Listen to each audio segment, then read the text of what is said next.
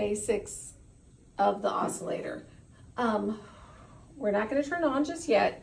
We're not going to really go over our calibrations, but let's talk about them. We're not going to do all of these. So there are two different calibrations that we're working on.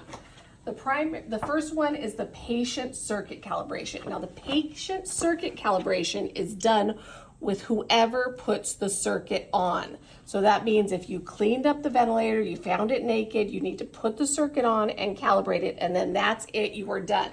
You do not need to go forward to doing the second calibration.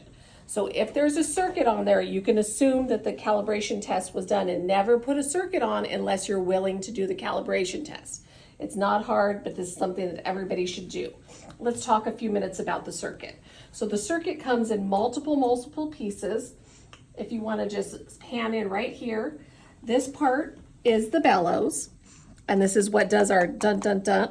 And as you put it on, you have to make sure that you snap these little things on over, and it can be an issue. Like, I'm not the strongest in my fingers, so I had to turn that around and do that.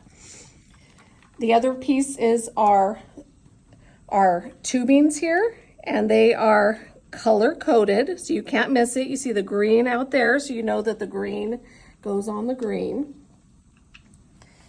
And the caps. The caps are in a separate container. The lines are in a separate container, and our two pieces of circuits, our main circuit and our bellows.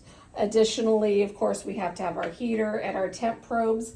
If at all possible, use the real temp probes on this, not the disposables. They do much our And we're going to work on getting some more real temp probes. But right now, each oscillator has some real temp probes.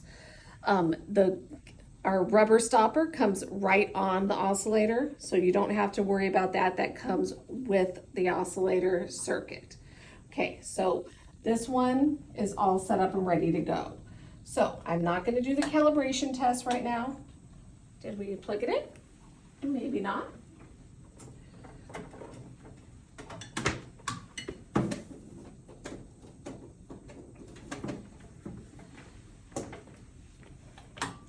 So, when you are setting this up, I always advise starting at the bottom and then going that way.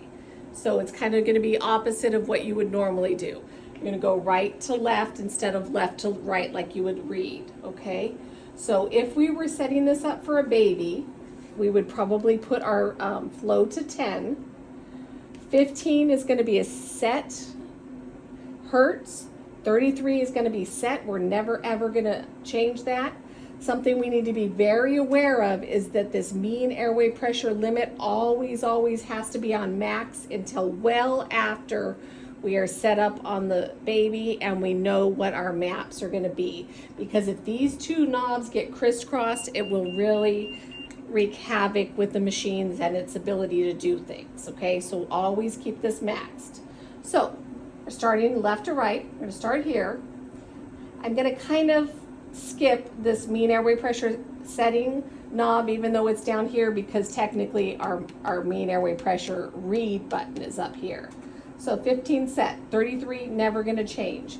Then we're going to have to get it started with our 2-finger approach.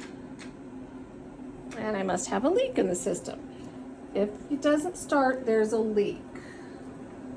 Period.